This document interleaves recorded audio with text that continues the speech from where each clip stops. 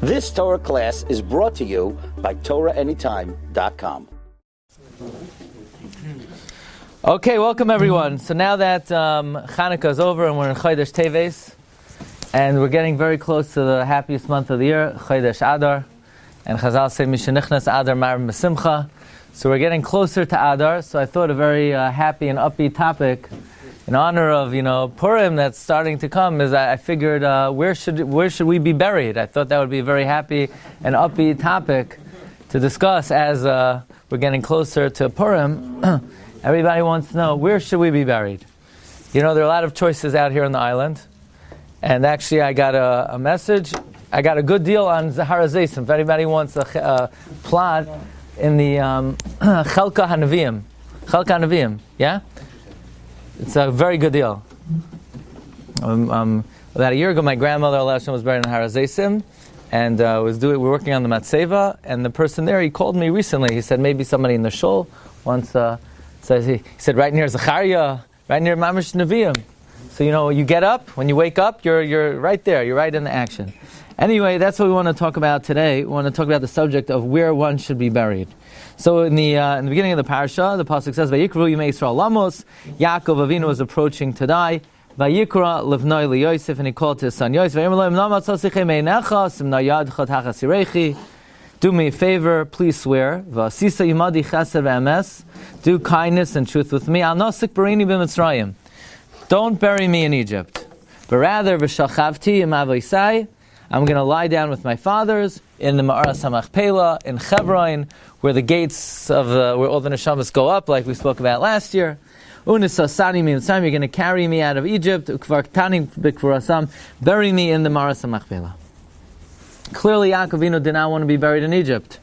I don't blame him. Who would want to be buried in Egypt? But he was maked. He wanted to be buried in Eretz Yisrael. Likewise, all the way at the end of the Parsha, Yosef has the same petition. Vayashba Yosef es b'nei Yisrael lemar. Yosef made the Bnei Yisrael swear, God will remember you and take my bones out of here. Make note of the fact that Yaakov Avinu doesn't say take my bones out of here. Yaakov says I'm going to die, take me out of here. Yosef says my bones. Like, why do we always talk about Atzmois Yosef? Why don't we talk about Guf Yosef? Yaakov Avinu was not Atzmois. Why Yosef Atzmois? Okay, good. So the Rambam says the following halacha. Amru Chachamim. This is in Hilchos Malachim, Parakeh, Halacha Yotes. Amru Chachamim. Kol hashoichin be'eretz Yisrael avoinosav mechulan. Anyone who lives in the land of Israel, his sins are atoned. That's a very difficult halacha. Anyone who lives there, their sins are atoned. By the way, even if you do tshuva, your sins are not atoned. So how could tshuva, the Gemara says in Yuma, Daled Mechusari Kappa, Daled Chiluke Kapara Yesh, the 4 levels of Kapara. If you do tshuva on a kares, you're not atoned. You need Yom Kippur and Yisurin. If you do tshuva on a lav, you're not atoned. You need Yom Kippur. So just go move to Israel, you don't have to do tshuva. So what does the Gemara mean? If you live in Eretz Yisrael, your sins are atoned? The Mefarshim say it means on some level, but not fully, certainly not fully. And then the Rambam says, "Afilu halach ba'arba amos zoiche l'chaya olam haba." If you walk 4 cubits in Eretz Yisrael, you get olam haba. V'chein hakavur ba niskaper lo. If you're buried in Israel, you're atoned.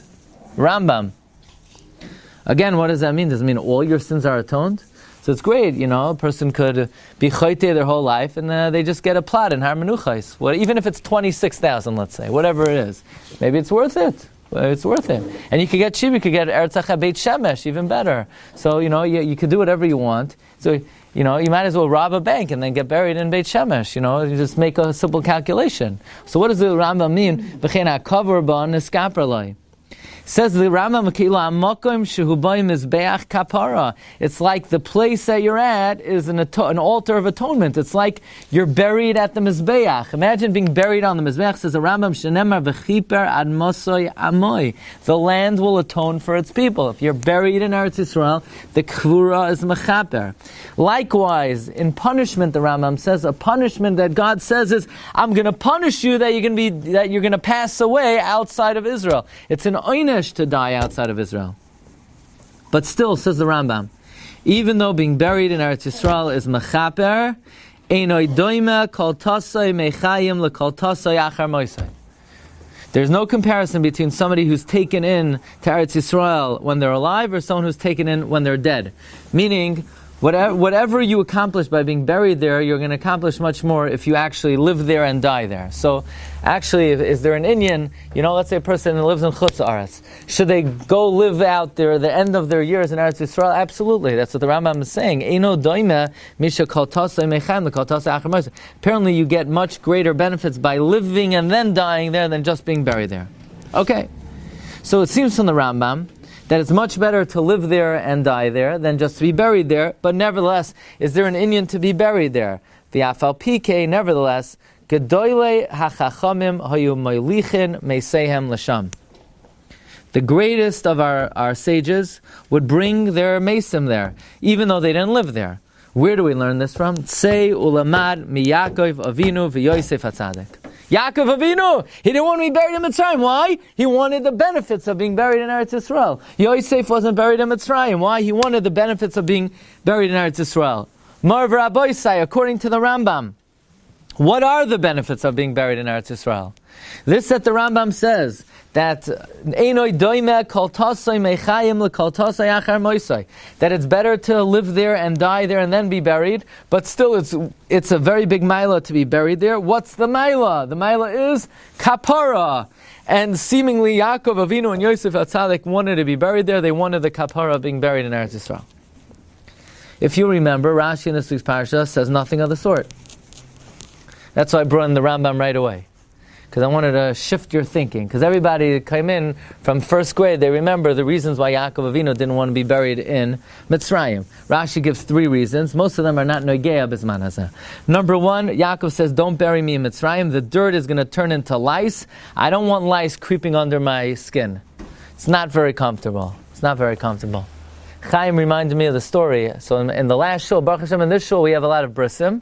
In the last shul, unfortunately, sometimes, I had to officiate at Levias. It was a little bit of a different age bracket, yeah?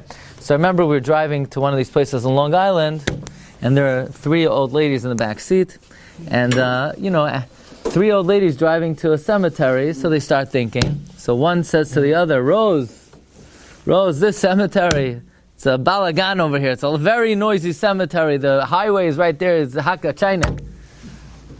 So the other lady says, when you're 6 feet under, you don't hear the noise on the highway, Anyway, it's the Ma'aser Shahaya. Okay, so right, Yaakov Avinu didn't want the lice climbing Shkai Chaim. Yaakov Avinu didn't want the lice climbing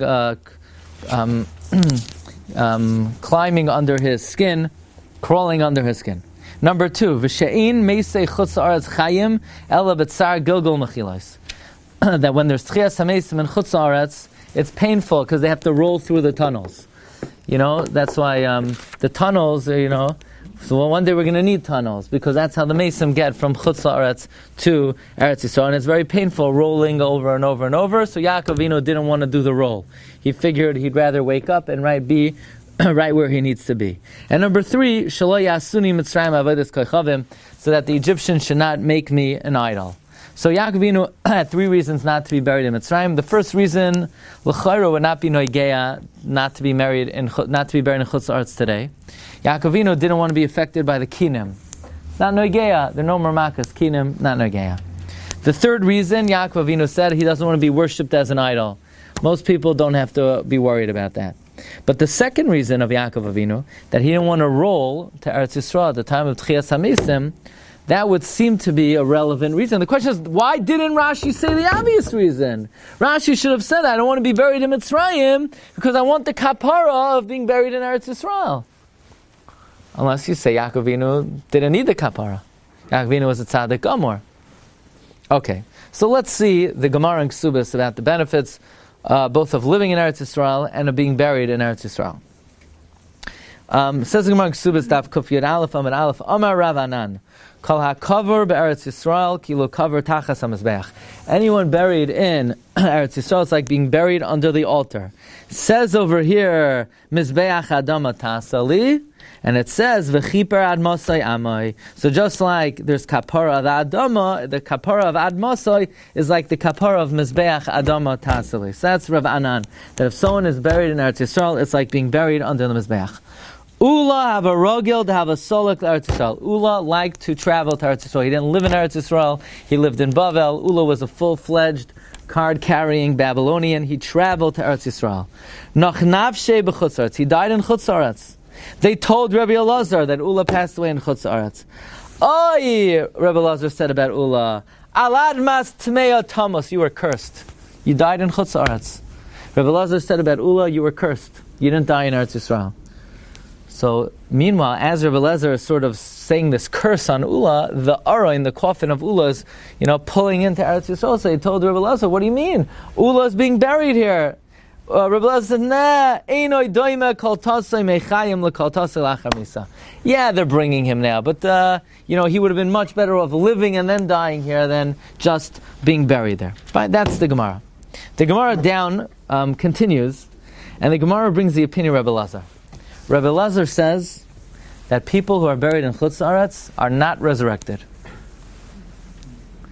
Rabbi Elazar's shita is that if you're buried in Chutz Aretz, you don't wake up. So the Gemara brings a proof. The pasuk says, "I'm going to give tzvi in the land of the living, in the land that I desire." Eretz shetzivyoini ba meisim chayim, she'ein tzivyoini ba ein meisim chayim. So Abba Bar Mama asked the question. There's a pasuk in the Navi in Daniel that says all the meisim get up. And what does it mean? God is going to give the tzvi in the land of the living. It's talking about Nebuchadnezzar, a king that's swift like a deer, is going to come and overtake Eretz Yisrael. So actually, Rabbi Elazar says, look, in my opinion, I have a proof that only the Mesim in Eretz Yisrael are going to wake up. It says, Noisein neshama la'am aleha. Only those who live in Eretz Yisrael are going to wake up. What does it mean that all the dead are going to get up? That means even babies, even embryos that had a miscarriage, will have Tchias HaMesim in Eretz Yisrael. Meaning Rabbi Elazar's shita is, very interesting shita, and Rabbi Moshe brings us down the halacha, that Rabbi Elazar holds only Yidden in Eretz Yisrael will wake up. Why does the pasuk say everyone will wake up? Adults, children, and even embryos who never were viable in this world, they will have Tchias HaMesim. In fact, Rabbi Moshe writes in a tshuva that when Mashiach comes, the leaders of Klal Yisrael will be the little babies who are not viable and they died in childbirth, and they're going to have Tchias HaMesim based on this Gemara. They died b'li chet. And it's kedai, people should know, because sometimes people go through an experience and they think it's a very rare experience. It's actually a very common experience. There are doctors here who know better than me, but from what I understand, 25% of pregnancies almost are end in miscarriage. So, but this Gemara is saying that the tzaddikim la'asud lavai are going to be the embryos that have tchias hamesim, that are resurrected. Okay, be it as it may, the Gemara continues. So the Gemara asked, then what about according to Rabbi Elazar, that tzaddikim in chutz haaretz einam chayim? How could that be? Tzaddikim in chutz haaretz are not going to come back to life. All the tzaddikim, all the rishonim, all the achroinim, all the ga'onim who are buried in chutz haaretz, they're not going to have tchias hamesim? So the Gemara says, no, they will, but they're going to have to roll. So the Gemara asks, what do you mean they're going to have to roll? But it's painful to roll. Hashem's going to make all the tzaddikim buried in Europe and in America, they're going to have to roll. It hurts. So the Gemara says, no, it doesn't hurt. They're going to have tunnels. So the Gemara says, why did Yaakov Avinu want to be married in Eretz Yisrael? Why do you want to be buried in Eretz Yisrael? Let him roll in the tunnel. It doesn't hurt. The Gemara just said rolling in the tunnel doesn't hurt. So the Gemara says, Karna says, there's a very deep thing over here. There's an unspoken thing over here. And that is, even though Yaakov was a tzaddik gamur, but so why was he matriach Yosef to bury him? He could just roll in, it doesn't hurt. Says the Gemara, Yaakov was afraid he would not be zoicha to the tunnel. Now, the way I understand the Gemara is straight up a kash on Rashi. The Gemara is against Rashi. Rashi says that Yaakov Avinu didn't want to experience the pain of rolling in the tunnel. Meaning, Yaakov knew he would have a tunnel, he just didn't want to experience the pain. The Gemara says there's no pain rolling in the tunnel, but Yaakov Avinu was afraid he wouldn't have a tunnel. So Rashi seems to contradict the Gemara, and that's a question that could be examined in and of itself. But from this Gemara we see that there are a few advantages of being buried in Eretz Yisrael. Number one, you get kapara. The Gemara says anyone who's buried in Eretz Yisrael is like their mizbeach kapara. They're buried, it's ki'ilu kavor tachas ha-mizbeach. And number two, the Gemara says if you're buried in Eretz Yisrael, you don't have to roll. It's not a good thing to roll. It's very uncomfortable. You get bruises on your knees, on your elbows. They're going to put you in the concussion protocol. Who knows what happens from the rolling? We don't know exactly what the rolling means, but it's not pleasant. And the Gemara says if you're buried in Eretz Yisrael, you avoid it. Okay. The Medrash Tanchuma adds another advantage of being buried in Eretz Yisrael. Says the Gemara, says the Medrash on the third line, Rabbi Chelbai, Lama ha'avos mechavevin kavuras Eretz Yisrael. Shemeisei Eretz Yisrael chayin tchila limois hamashiach. Another advantage, if you're buried in Eretz Yisrael, you get up first. So in other words, when Mashiach comes, they're not going to go first to America. Hey guys, wake up! Get up! Mashiach is here. Let's go. Get your tickets. Go El Al, Aeroflot, however you want to get there. Turkish Airlines, however you want to get there. Get up. And then Hashem's going to go to the Yidden buried in Eretz Yisrael. You get up now. No, if you're buried in Eretz Yisrael, they get woken first. It's better to be woken up first. I'm telling you, it's much better. You want to be there first. Second of all, va'oichlin shnois haMashiach. It sounds like you maximize the benefits of Mashiach. And then the Medrash says that someone who dies in Chutz Haaretz and is buried in Chutz Haaretz dies twice. It's like two deaths: the death and the burial. But if you die in Eretz Yisrael and you're buried in Eretz Yisrael, you only die one time. Okay. So based on this halacha, so if I were to ask you, how many benefits are there being buried in Eretz Yisrael? Number one, mizbeach kapara. It atones, you get a degree of atonement. Number two, the Gemara seems to say that you don't have to roll. Number three, the Medrash says you wake up first. Number four, the Medrash says you don't die twice. Based on this Gemara, based on what we've learned, there's a very interesting halacha in Shulchan Aruch. The halacha is you're now to exhume a dead body. You can't, dig up a dead body to move the dead body. You're now to move the dead body from one grave to another, even from a disgraceful place. You have a person, they put him on the side of the road. It is a very disgraceful place. Cars are running over. He's under the ground. You want to move the mess to put him in a more respectful place. You're not allowed to. It's asur. It's nivel hames. You cannot move a mess. Unless, the Shulchan Aruch says, unless he was not buried in his own grave and you want to move him to the ancestral plot to be with his family, that you're allowed to, because that's pleasing to the mess. Number two, you're allowed to move a mess to Eretz Yisrael. You have somebody, they're buried hundreds of years, and you say, you know what? Let's move him. We want to move him to Israel. Mutter, you're allowed to. And they did to many Gedolim. The Chidah was moved after 200 years. Rav Mordechai Eliyahu moved the Chidah to Har Menuchos. If I'm not mistaken, Rav Meir Shapiro, Rav Menachem Zemba, they were all moved to Eretz Yisrael. You're allowed to exhume a body and bring it to Eretz Yisrael. Why? Says the Shach. Why? It's a kapara. Sha'afar Eretz Yisrael mechaperes t'chsiv v'chiper ad mosai amoy. The dirt of Israel is mechaper. It's a kapara. The mess would want it.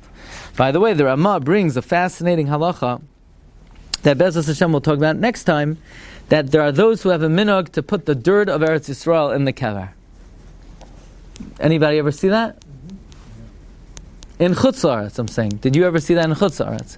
Because we're going to see that may not be appropriate in Chutz Haaretz, but that's what the Ramah says. The Ramah says to put the dust of Eretz Yisrael in the kever, and there's what to rely on. Okay, so comes Rabbi Yechiel Michal Tukachinsky. Rabbi Yechiel Michal Tukachinsky was a gadol who lived in Eretz Yisrael in the times of Chazon Ish, and he's probably most famously known for arguing on the Chazon Ish in terms of the international dateline. He wrote a sefer called Luach Eretz Yisrael. He wrote a sefer Ir HaKodesh VeHaMikdash, and his most well-known sefer is the Gesher HaChaim. The Gesher HaChaim is the preeminent work on Hilchos Avelos. It is the sefer on Hilchos Avelos. And in the Gesher HaChaim, Mechelek Aleph, Rabbi Yechiel Michal outlines what he considers the 5 advantages of being buried in Eretz Yisrael. Number 1, what we learned in the Gemara Ksubis, that anyone who's buried in Eretz Yisrael, it's like they're buried under the Mizbeach. Number 2, there is an oynesh that a person experiences after their demise called chibur hakever. It's a type of Yisurim that every human being undergoes. If you're buried in Eretz Yisrael, you're off the hook. You don't have chibur hakever. Number 3, if you're buried in Eretz Yisrael, you will not turn into worms and maggots. Now, I'm assuming that's not a good thing. I'm assuming most people don't want to turn into worms and maggots. The Mishnah says in Pirkei Avos, Marber basar, marber rima. The more you eat, the more there is for the worms to eat. So if you want to be safe from the worms, call up your nearest connection to a burial spot in Eretz Yisrael. You get safe from that. I told you this is going to be a very happy subject tonight. Okay. Number 5, the 5th benefit is when you die in Eretz Yisrael, when you're buried in Eretz Yisrael, the neshama goes straight up to Shamayim. No detours, no traffic jams, no bumps, no potholes. Straight up to Eretz Yisrael. It's much more pleasant. It's much more direct flight. No stopovers. No delays. You go straight up. You know how it is in this world. When you're in the bank and the guy before you is annoying. He asks the banker for change of $100 bill in pennies, and you're waiting there. You're told you can't take it. So I'm telling you, you want to go straight up without any interference. These are the 5 reasons, the 5 advantages of being buried in Eretz Yisrael. You would think it's an open and closed case. The right thing is you should buy a spot in Eretz Yisrael. And we're going to learn tonight is that it's a very big controversy, and it's not so clear that in fact the right thing to do is to be buried in Eretz Yisrael. And that is because the Zohar HaKadosh warns very strongly that if you're not going to live in Eretz Yisrael, maybe it's not a good idea to be buried in Eretz Yisrael. I'll give you a mashal. I'll give you a very gross and raw mashal, but this is the best way to put it. So you wake up in the morning, and there's a guy who pulls up with a pickup truck in front of your house, and you say, "What is it? What do you have in this pickup truck?" And we'll start again. It's okay. No, just joking. But we're talking about welcome. We're talking about we started early tonight. We're talking about the subject of where to be buried. So we just spoke about all the milas of being buried in Eretz Yisrael, whether you get a kapara or you don't have to roll, and we mentioned a number of benefits. So now we're going to talk about the other viewpoint, and the other viewpoint is a zayar, and it goes like this. Oy vay. The other viewpoint is a zayar. You came for the juicy part. It's okay. The chicken is juicy. Okay. The other way of looking at it as follows. The other way of looking at it is that the Zohar says, so we have this guy, he comes with a pickup truck, and he opens up your garbage cans, and he starts dumping trash into your garbage cans until it's offloaded to the top.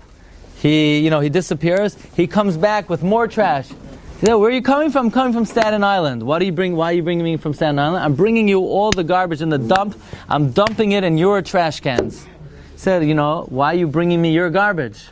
I don't know you from home. Why you do? Moichel Toivus. Why you bring me?" So Eretz Yisrael says, you don't want to live in me when you're alive. So now when you're a rotted body, you come to dump your body in my land? Well, what are you bringing me now? Now you come to me when you're dead? You should have come when you're alive. You don't want to come when you're alive. What are you coming to me now? Does that make any sense? That when you're alive and you could learn and daven and do mitzvahs there, then you don't come. When do you come? When you're Rima v'toileya? The Zohar says like this, very graphic description. The Zohar says, we're really just starting now. Okay. Look at number 10. The first half was about the benefits being buried in Eretz Yisrael. Now we're talking about the other viewpoint. Okay? Look at number 10. Man dinishmase nafka labar me'ara kadisha. One whose soul leaves them outside of Eretz Yisrael. V'hahu gufa is stoev b'ahu rucha mesavu. Then the body starts absorbing the tumah of chutz aretz. Hahu ruach mesavu shtav begavei. And his body absorbs the impure spirit.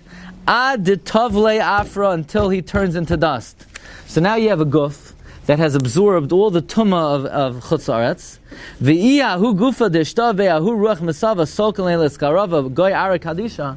Now if this body that has absorbed all this tumah is now being brought to Eretz Yisrael, you know what Eretz Yisrael says about him? Vatavoyu vatetamu es artsi. You're coming to make my land impure. Artsi says, "Is my land," meaning Deloy Shalt ala Ruch Masavu. Eretz Yisrael is a holy land. It's Artseinu Hakdosha. So now, what did you do? You did your learning in New York. You did your davening in New York. And now that you're worms and maggots and lice, now you came to dump it in Eretz Yisrael. Eretz Yisrael says, "Leave the garbage in America. What are you bringing me now? Why are you coming now? You come." Sorry, I'm just trying to dramatize the point, you know? That's what... Artsi, this is a land of Kedusha. Atun misavinle. You're dirtying it. You're sullying it. Listavabe. You're making it tameh. Hashem even has to bring in a special cleanup crew. And Hashem blows, says the Zohar, a ruach of Tara to blow out the tumah that you inject into Eretz Yisrael, because Hashem pushes as Rachmanas on Eretz Yisrael. So according to the Zohar, is it a good idea to be buried in Eretz Yisrael if you didn't live there? It doesn't sound that way. So the Zohar continues. Frek the Zohar, so why did Yosef go to Eretz Yisrael? Says the Zohar, don't ask me kashas about Yosef. Yosef, lo sholet al gufei ruach masav del almin. Yosef didn't have any ruach hatuma, because during his life he always conquered his Yetzer Hara. So Yosef was an ish kadosh. He had no ruach misav, he had no ruach hatuma. And even so, says the Zohar, Yosef would not allow his body to enter Eretz Yisrael. That's why Yosef says, "V'halisem es atzmoisai mizeh." Yosef said, "Wait until I fully decompose, and when I'm just bones, then you bring me into Eretz Yisrael, but not a moment sooner." Because you can't bring a body into Eretz Yisrael. A body? What? Bones are mechanic. So it's not talking about Tumas Meis. It's talking about the atmosphere of the Eretz Ha'amim. It's talking about the atmosphere of Chutz La'aretz. So Yosef said, not until the guf is decomposed could you bring the Atzamais in there. And plus the Zohar says that Yosef didn't really have Ruach HaTamah either. Frek the Zohar. And what about Yaakov? Yaakov Avinu was buried in his guf in Eretz Yisrael after he died in Mitzrayim. So says the Zohar, Yaakov Avinu is not a kasha either. Yaakov loy mes. Yaakov never died. Yaakov would never be buried in Eretz Yisrael. Avram was buried because he lived there. Yitzchak was buried because he lived there. And Yaakov didn't die in Chutz La'aretz. Yaakov Avinu loy mes. That's why it's important to know Yaakov loy mes. If Yaakov would have been mes, he would have said, "Na tikbareni b'pyramid." Can you imagine if Yaakov would have died in Mitzrayim? We'd be going there, we'd be having trips, Pesach in Egypt, people being mispalel at the kever of Yaakov Avinu. But Yaakov didn't die, so Baruch Hashem, Yaakov could be buried in the Ma'aras HaMachpelah. What about if many years you were in Eretz Yisrael and you left for a little bit like this? You have to end your life there? In other words, what we're talking about is right, so you want to know, let's say somebody lived there and he couldn't, and it was in the case of Yaakov Avinu, right. So we're going to see that the Gesher Chaim is going to, I'm going to bring in that point very soon. But apparently from the Zohar it sounds like if Yaakov would have died, then maybe he couldn't be buried in Eretz Yisrael. That's what it sounds like. It's only because it sounds like, at least give Eretz Yisrael the courtesy of honoring it while you're alive. So then Eretz Yisrael says, okay, well, what do I expect? You're a basar v'dam. You try to be here when you're alive, so I'll take you when you're ready to go as well. But if you do the living in America and you come to with the guf, to bring the guf to Eretz Yisrael, you come with the, everything worthwhile you do somewhere else, and you come to deposit yourself here in the land. That's what it seems like from the Zohar. Another Gemara, this is a Yushalmi. The Yushalmi says like this. Look at number 11, very interesting Yushalmi. Rebbe, and I want to tell you, just for your information, that you're not going to be happy how the Shiur ends. It does not end in a happy way. There's going to be a part 2 on the Shiur. So I'm not, Mitzvah, we're going to do Rav Moshe Shita and other Achronim. But sort of this week we're going to do the counter argument. And the Yushalmi says like this. Rebbe Bar Kiryav, Rebbe Lezer, have a Matailin Bestaria. Rebbe Bar Kirya and Rebbe Lezer were strolling in Starin, somewhere in Eretz Yisrael, and they saw coffins being brought from Chutz La'aretz. So Reb Kiryah said to Reb Lezer, "What's going on over here? Vatavoyu vatetamu es artzi. They're defiling my land."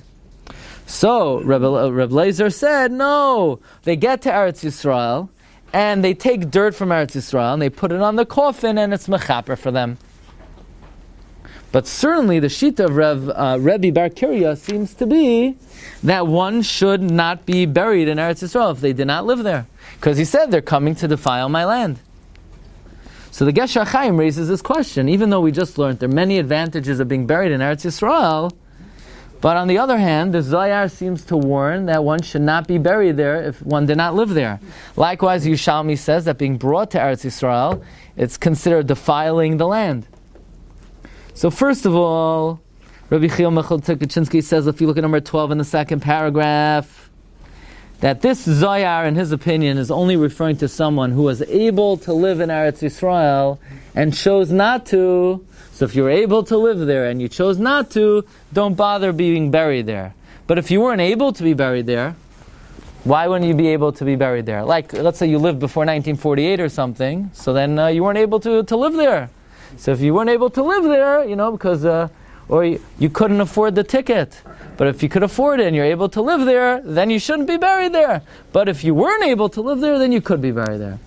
Not a very soothing answer, because many Yidden today choose to be buried in Eretz Yisrael.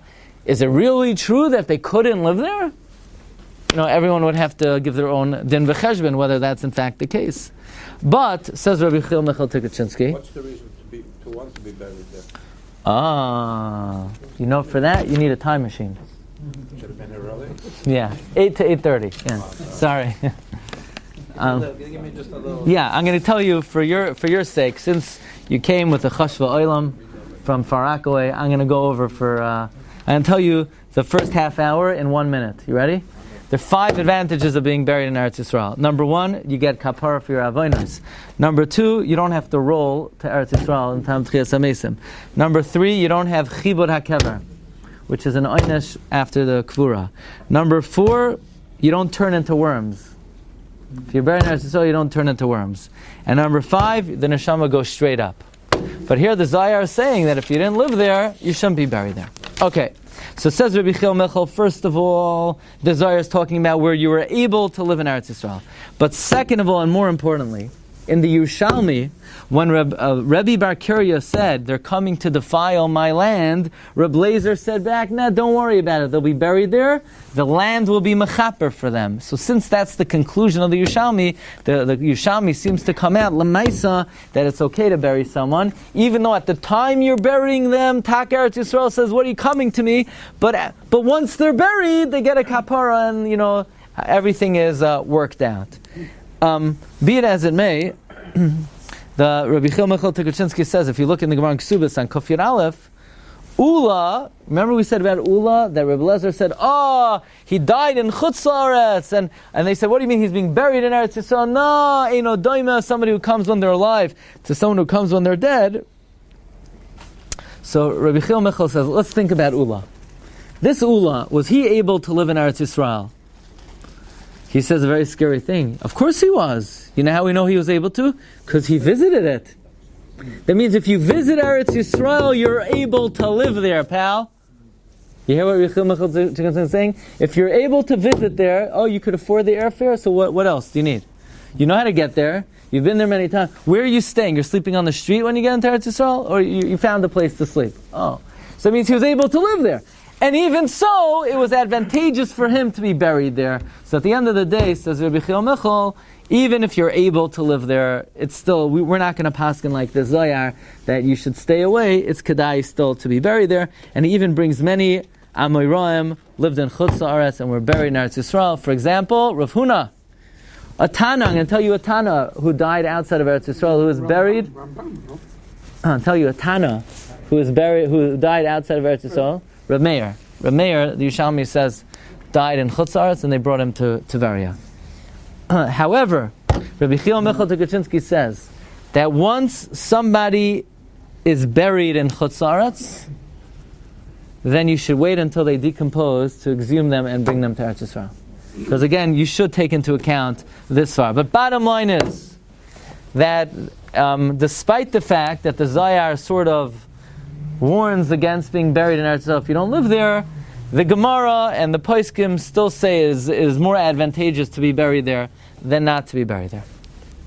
So here's, it's interesting, The Medrash Tanchuma also says a story about, if you look at number 13, Maisa Rabbi Elazar, that he was traveling Bepili, outside of Tiberia, and he saw an Arayin that's coming from Chutz La'aretz to be buried in Eretz Yisrael. So he said, Oy vey! He's coming to defile the land, and the Medrash Tanchuma says, no, the Medrash Tanchuma says, Rabbi Elazar said to him that once you're buried in Eretz Yisrael, you get kapara. So again, it seems that despite the fact that there is a concept that when you're buried in Eretz Yisrael, you're defiling the land, all in all, it's worthwhile, it's worth it, you still get your kapara. Yerushalayim any more chashuv than Stas? Yeah, Yerushalayim is so chashuv, you're not allowed to be buried in Yerushalayim. You now be matame Yerushalayim. It's halacha. One may not be buried in Yerushalayim. It's asr. There's asr to be buried in Yerushalayim. So you say, what do you mean? I know who's buried in Yerushalayim. The Yozel, right? But besides that, you now be buried in Yerushalayim. Har HaZeisim, the only reason we bury there, and this is going to be next week, is because it's not Yerushalayim. We know for sure Har HaZeisim is outside of Yerushalayim. It's outside the Yerushalayim is the old city. But not the current old city, the original old city. So Har HaZeisim on the west side is outside of Yerushalayim. Har Menuchos is Avada outside. But it is Asr, Halacha, Ad Hayoim Hazen. Nobody allows burial in Yerushalayim. You can't be buried in Yerushalayim. Because, for the reason that we're saying, you're being Matame, Yerushalayim is so holy, you're not to be Matame Yerushalayim. Yeah? What about the cemetery in Sanhedria, like on Stera? That's a beautiful cemetery. Rabbi Vayechi Yosef is buried there. I went there last year. I was Yorei Demois by the Kever Rabbi Vayechi. I'll tell you who else is buried there. Rabbi Ari Levine is buried there. And what I didn't realize, and why I need to go back there, Azriel, is because Rabbi Chiel Michal Tikachinsky himself is buried in that cemetery. And also next to him, and I didn't find it, but I'm doing research, is the Teflika Rav, who's Rabbi Yashav's Rebbe. So it's a very chashuv cemetery. And I'm very interested in that cemetery, but it's not Yerushalayim, right?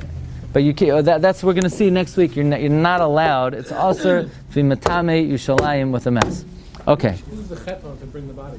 What? The person passed away already. He doesn't get any chetan for coming back to Israel. It's on the people who's bringing it. You mean who's sinning? Yeah. It's not even a sin. It's just like Aristotle doesn't warn you. Yeah. They put the dirt on the body. That's right. So the dirt's getting the kapara. It doesn't mean the people who are bringing the body right. still not doing a chet to bring right. the body to begin with. Right. I don't know that it's a chet. It's just improprietous to live elsewhere, and then all of a sudden you need a place to dump yourself, so to speak.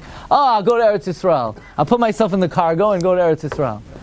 You know, come when you're. That's the logic. Okay. You have to live in Eretz Yisrael to be able. Yeah, to be able to say you live in Eretz Yisrael. I don't know. There's no shiur. I would say there's no shiur. 1 minute. I don't know. Doesn't say. Yeah. It seems passing away. What? No, it seems like there's an Indian to pass away. Yeah, it seems that. There's an Indian now that you can buy like 4 by 4 square feet, and there's a monthly rental. They have part of. There's a big Indian to give Jews parnasa, definitely. Is that considered living there if you own a piece of land? Actually, owning the land in Eretz Yisrael has certain ramifications in terms of how many days of Yom Tov you keep. But not in terms of living there. Let me finish this up. There's a very interesting shaila. It's one of the classic shailas in the Poskim. We just learned in Shulchan Aruch that you're allowed to exhume a body to bring the body to Eretz Yisrael. I'm going to talk about next week an amazing case.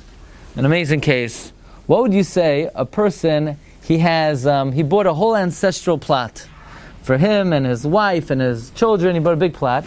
Baruch Hashem, nobody needed to be buried there yet. And he bought it in one place in New York. And then another place in New York, his parents are buried. And then the guy dies. He dies. And where do you bury him? Do you bury him by his parents? Do you bury him in the place where he bought? Or could you say, forget the whole thing, just bury him in Eretz Yisrael? That's going to be Shah we'll talk about next week. Let me tell you, this is one of the classic shaylas in halacha. You know when they say you need to learn Shas and Poskim? This is the Poskim that they're talking about. Like classic... What's the shayla? I understand. If he has a will, he says, I want to be buried in... No will. He doesn't say where he wants to be buried.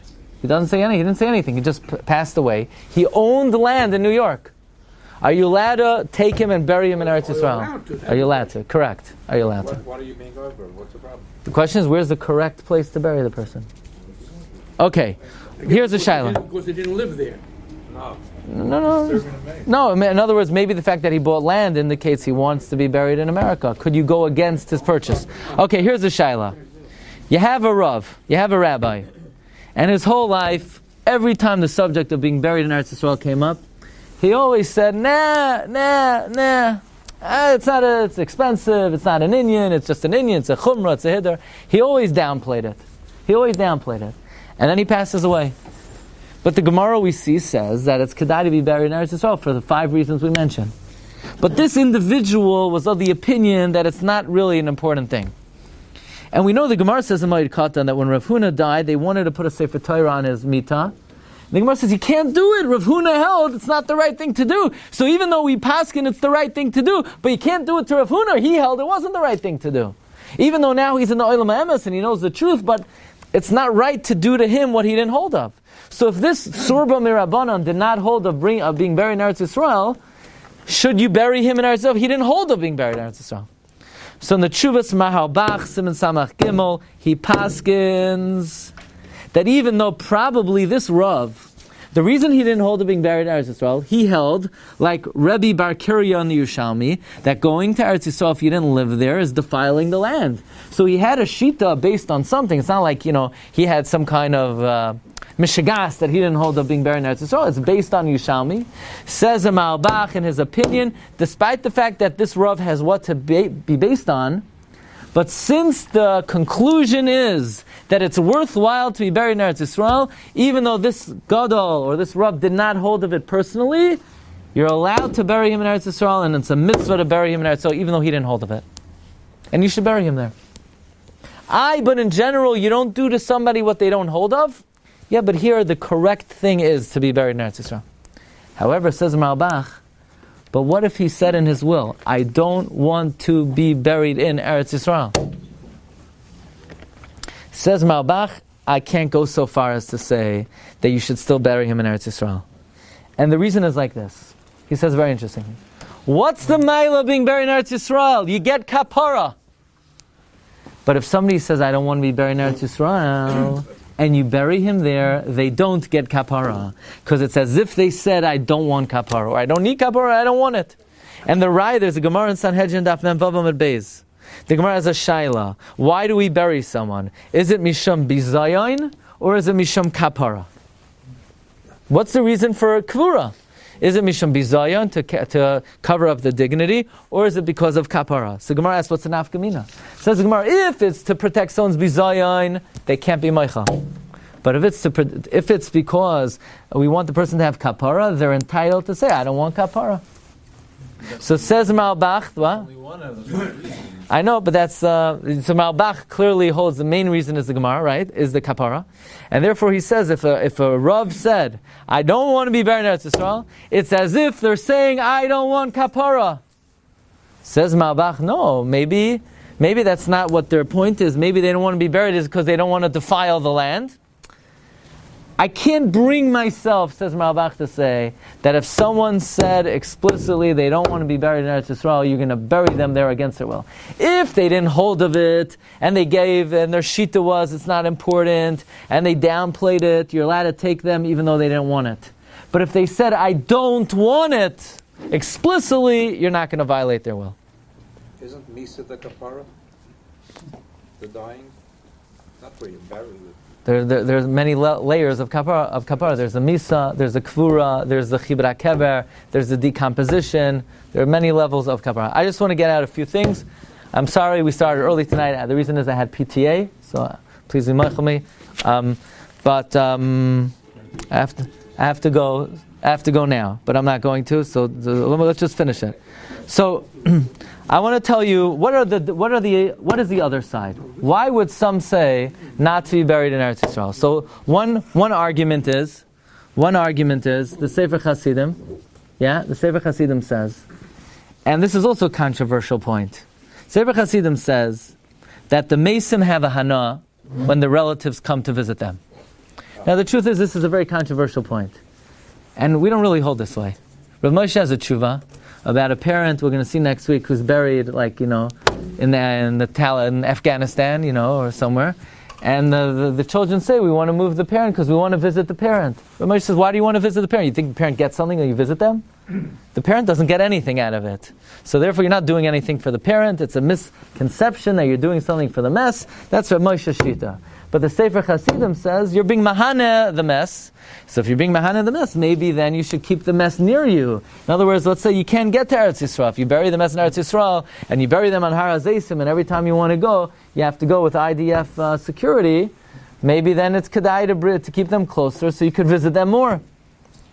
But really, one of the main svaras not to be buried in Eretz Yisrael is Rav Henkin. Rav Henkin writes in the Tshuvas Ibra in 2 different Shuvas. This was published in the Amat Torah Journal, Madura Aleph, the 15th journal, page 5. Rav Henkin writes that in his opinion it is not correct to be buried in Eretz Yisrael. It's wrong, he says. Why is it wrong? Now, it's one thing for somebody else to say it's wrong. Rav Henkin is buried right here on Long Island. People don't know. So, he didn't just say it. He lived it. He says the reason why it's wrong is, imagine like this. What's your first name again? Yitz. Yitz, you owe me $10,000, remember? So you come to me and said, Rabbi, here's $36. What's this for? I wanted to give you a matana. Yitz, I don't want your matanas. Pay me back the $10,000 before you give me a matana, yeah? So it says Rav Henkin, before you start doing chumras, it's a big inyan to be buried in Eretz Yisrael. It's a big inyan. So now you're up to inyanim already. You're up to inyanim. You daven with a minyan. You come before the minyan starts. You learn every day. You learn. You deal ethically. All of a sudden, you're spending $25,000 being buried in Eretz Yisrael. You give meiser. You give $25,000 tzedakah. No, there's an inyan. Says Rav Henkin, to be buried in Eretz Yisrael is just gaiva. It's gaiva. What are you doing? You don't do inyanim before you do the meat and the potatoes. It's wrong to be buried there. And he says, when you're a gadol like Yaakov and Yosef and Medakte, Kechod Asar, and every single prat, that's one thing. But in my opinion, it's gaiva. Number 2, Reb Gamliel made a takana that you should be buried in shrouds. Some people, they're buried in a tuxedo, but Reb Gamliel said, don't be buried in a tuxedo. Not everybody could afford it. So how you're going to create? I have a question, says Rav Henkin. The poor guy has his whole Yerusha is $50,000. His wife has no job. So now you're leaving over to the wife and kids, $50,000. She looks in the bank account. She has $10,000 left. Why? $25,000 to Har HaZeisim, $10,000 to get there, $5,000 on the Matseva. Now for the next 30 years, she's going to live off $10,000. What do you think is a bigger mitzvah? Being buried on Har HaZeisim, being buried in Eretz Yisrael, or supporting your wife and kids? Says Rav Henkin, it's gazela. It's gazela. It's gazela to be buried in Eretz Yisrael. You're stealing from your family. He says furthermore, there was a fancy shul, being built in Lud. And they were mispar, look at what a beautiful shul we built. So the Yerushalmi says, what are you building such a fancy shul for? How much did it cost? $10 million? Take $9 million, gives it to yeshivas, they all need it, and then daven in a regular shul. You didn't hear that, right? But, so says Rav Henkin, if even building a shul, it's more important to support Torah, then you're going to be buried in Eretz Yisrael at the expense of feeding almanos and yisoimim? And therefore he says it's wrong. But that's if you ask my personal opinion. But if somebody wants to do it, ein moichen biyadai. Because the halacha is you're even allowed to exhume somebody to bring them to Eretz Yisrael. Now, I think it's important to make note of what year the tshuva was written. It's in 1964. 1964, to start, venturing a mess to Eretz Yisrael, the expenses, the security, back in the day, we're talking about people would have to spend most of their assets to get there and to be buried there. Maybe things changed, but that's the famous shita of Rav Henkin. What? And he's saying it wasn't even expensive back then. $300 to fly out to Israel. There you go. And everybody out of $300. Okay. Anyway, Rav Henkin in another tshuva, by the way, Rav Henkin in another tshuva. Yeah, Rav Henkin in another tshuva also writes that in his opinion, supporting Talmidei Chachamim, supporting Limud Torah is far more important than being buried in Eretz Yisrael. And he says, in his opinion, it's not the correct thing to do. As you could imagine, the Satmar Rebbe also did not hold of being buried in Eretz Yisrael. And actually he gave a halachic reason for that. And that is, if you look in the Lashon of the Rambam, he says a very interesting point. We'll end with this and we'll pick it up maybe next week in Mirz Hashem.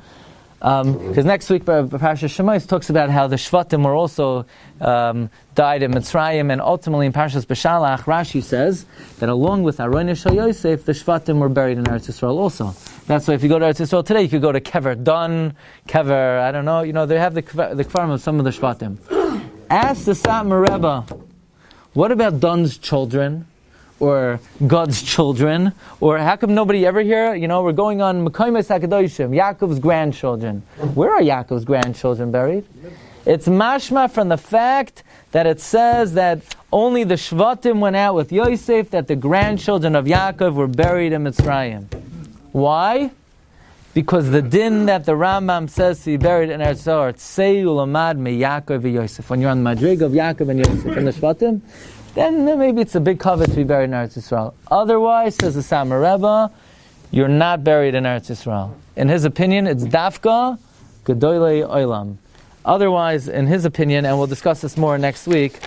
So again, if you need to buy a plot now, so I'm not dissuading you, because ultimately the minhag is that it is considered a maila to be buried there, and as we learned, there's svaras against it as well. So I'm not here to change anybody's mind. There's a very big chashivas to be buried in Eretz Yisrael. Mirz Hashem, next week we'll see. To buy a burial plot? Yeah. The objective is to buy it and stay out of it for as long as possible, Anyway, Rabbi Victor Miller would say that what should you think when you go to a cemetery? He said the main thing to think is, Baruch Hashem, I'm on the outside. So Mirz Hashem, wishing everyone stay on the outside until at least next time. Shkoyach. You've just experienced another Torah class brought to you by TorahAnytime.com.